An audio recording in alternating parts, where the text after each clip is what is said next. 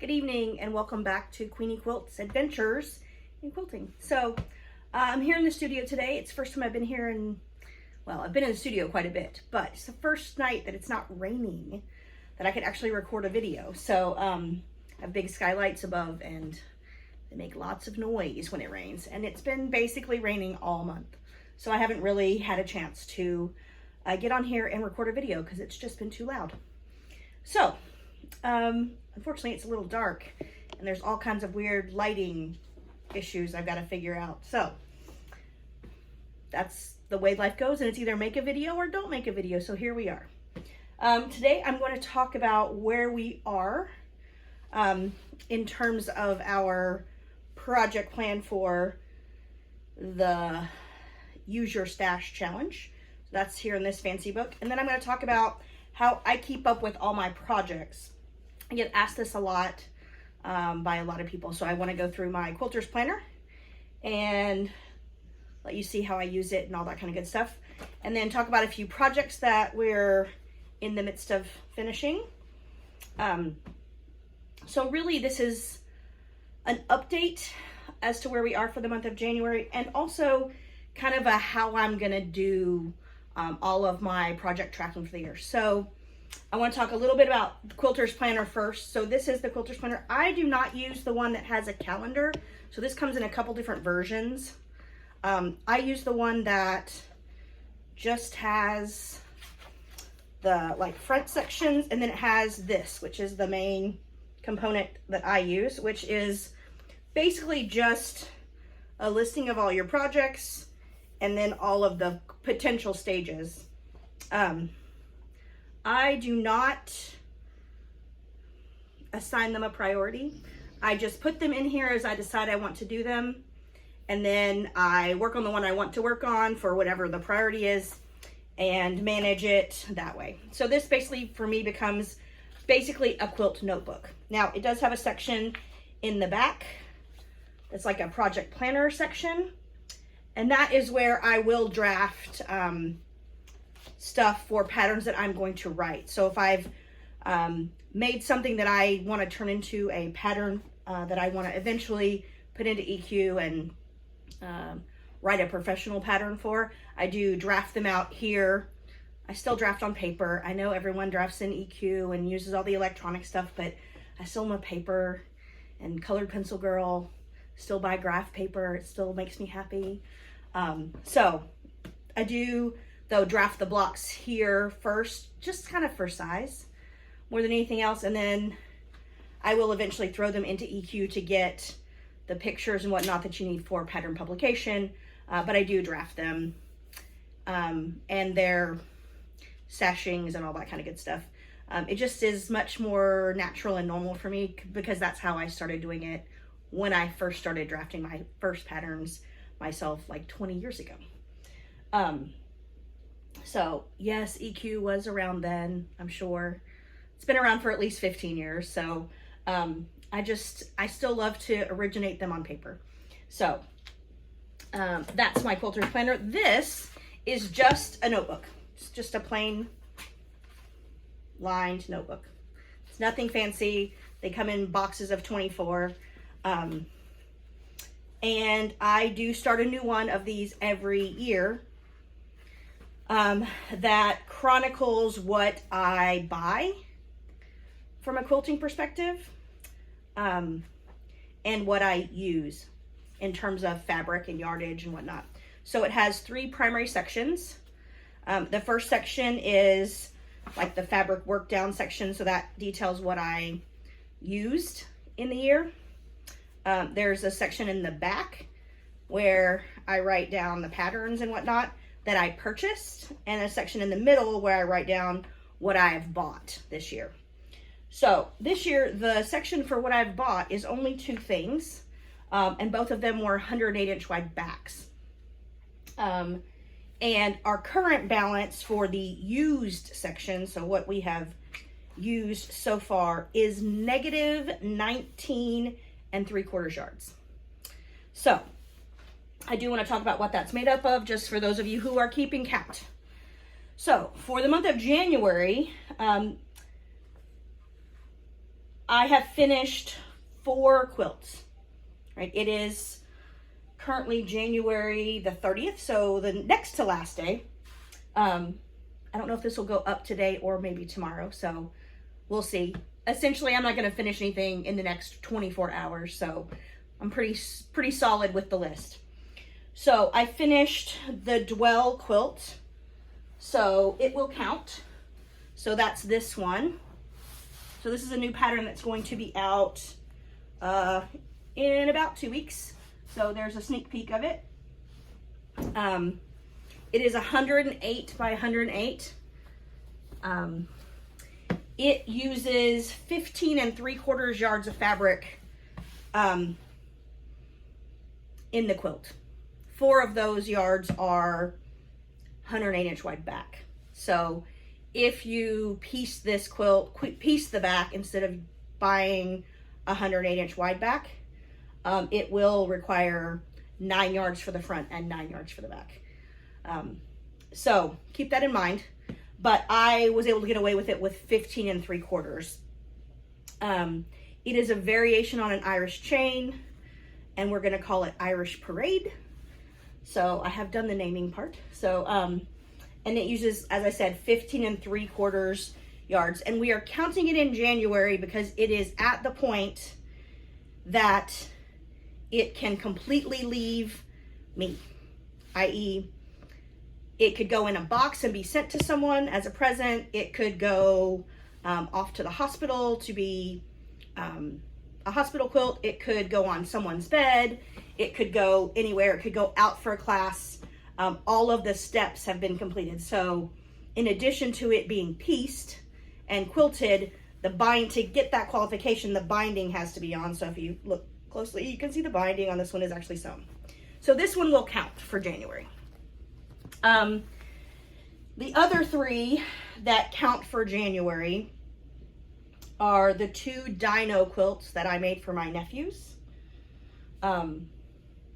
So I made those. I haven't actually gotten a picture, and I don't have a picture, unfortunately. I don't know what I guess I thought I took a picture, but didn't. So I don't have a picture of either one of those, but they're basically identical. It's just a dinosaur print fabric with a small grunge border, super straightforward, and I used a minky on the back. So for each of those, I used 4 yards, so that's 8 yards of fabric. And then the other item that got finished for the month of January is a little table runner. So nothing exciting there. It's just 2 fat quarters. It's just a easy block table runner. It will become a pattern, but not quite yet. And it's already gone off, unfortunately, for official photography for the pattern, so I don't have it with me. But overall, for January, for the month, we are down 19 3/4 yards of fabric. So I'm feeling good at this point about that. I do have a couple of items that don't count for January, but the majority of the piecing was done in January, and I'll show you those. I'm sure they'll be back in February, but several of them are at the quilter. I do have one here that I will do a quick show off, but basically, if I worked on it during the month but didn't finish it, i.e., there's still something that has to be done, it doesn't count until it's finished. And I did that on purpose because what I didn't want to do was sully the numbers for the month with what I worked on, if that makes any sense. So for this quilt, this one is the Sundial quilt from Judy Niemeyer strip piece quilt that I'm going to be teaching in May. So for this one, I did the piecing, the major piecing in December, and then it was at the quilter in January. I did make the binding in January, but I do not have the binding on. So if you look at this, the binding is still just a flap. It is sewn on the front and needs to be turned to the back. So this one will not count for January, but it should count for February. So provided I put a few hours in the recliner and watch a little New Amsterdam. So I'm sure that is forthcoming in the next couple of days. I also did work quite a bit on some quilts for my nieces and nephews, and I finished putting together the blocks of a strip quilt that, not a strip quilt, a string strip quilt, which is a pineapple quilt that I worked on probably last summer. It has 5 1/4 inch blocks that have 45 pieces. So the blocks are tiny and they have lots of pieces. And it was a stash reduction scrap reduction project that I did with a couple of friends. I'm not sure I actually reduced any of my scraps. I did make some of them smaller because it does use tiny pieces of scraps. And so if you have some larger pieces of scraps, it will turn them into smaller pieces, but I don't think the box actually got decreased by anything.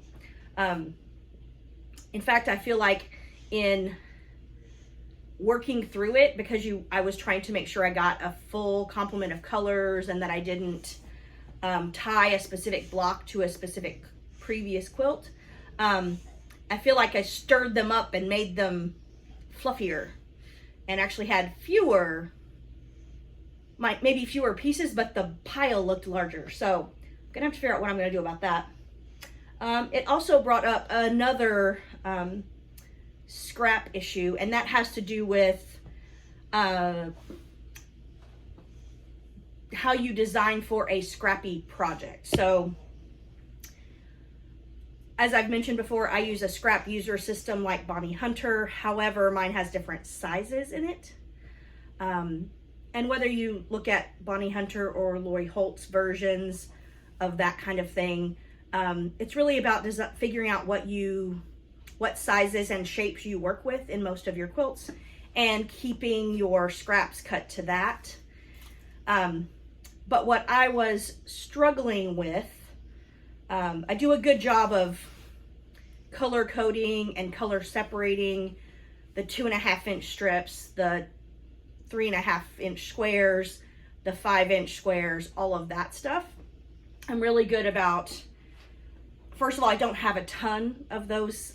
I don't keep a ton of those because I don't generally buy so much that I would, from an individual project, have leftovers that can go into that scrap system in a big enough quantity that, I make 200 of any one color. I just don't, I might get 10 of one color from it. Otherwise that scrap is going to stay, it's going to be bigger than a fat quarter and go back into regular stash. So I don't have a lot of any one color in my scrap user system, but in my skinny scraps, so ones that are less than 1.5 inches, and that don't have any requirements on size other than they're smaller than 1.5 inches, they have to be larger than 1 inch, so they have to be 1.5 long or 1.5 wide, and any length as long as it's not 1.5 or smaller, because smaller than a 1.5 by 1.5, I'm not going to use it, so I throw it away. So in terms of what I have, it's just a massive pile because they're little bitty pieces. And when I started my massive pile, it was just a few pieces that went into a box. Well, now that box is a giant box, and it's all mixed together. And so I've got to find a different way to store that, for a couple reasons. Number one, when you pull them out of the box, the box is stuffed so full that they're like all crinkled up on one another, basically, and require pressing before you can use them, which I don't like to do. So I've got to find a solution for that. I think I'm probably going to separate them out into multiple boxes, but I've got to figure out how that's going to work in the sewing room without giving up a lot of sewing space. So, tangent there. I have no idea what I was talking about. Oh, I was going to talk about February plans. So February plans. I want to get this one finished.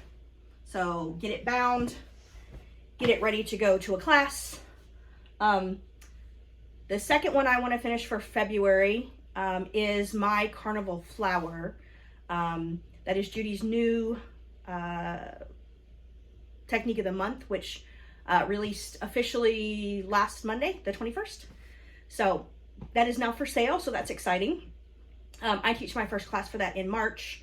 My quilt has been out for professional photography with Quiltworks. It is actually going to be one of the cover designs on the pattern, so that's exciting. But my binding is not sewn. So it is on, but not actually sewn, so it's just glued on, which is one of those tricks that we do when you need to get photography and you don't have time to finish the binding because you put it on in the car. So, so I want to get that one bound and out and the label on and then get it out to the shop. And then I made a big star quilt for my nephew, and it is at the quilter and it will be back sometime in February. I need to make the binding for that one, so I do have the fabric. It is direct from stash, and that quilt, the entire thing was made from stash, so I have really bought nothing except I did buy a back. It's only that quilt's only 96 inches square, but I did buy a 108 inch wide back. I bought the grunge denim back in 108, so I need to finish that one up. And then I have a couple of little quilts I need to finish making. I have a Harry Potter car quilt and a weather car quilt that are on my list to piece in the next 2 weeks. And if I can get those pieced and sent off to the quilter, then I will have them back in time to get binding on them and send them out by the end of the month, which would be nice because the nephew getting the weather one's birthday is the 28th of February. So I would like to get that to him for his birthday. I don't know if that's feasible.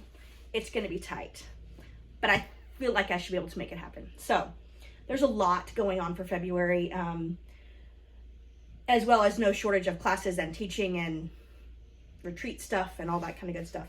So it's going to be a very busy month. It has been a very busy but very productive January. Feeling very good about where we are with stash reduction.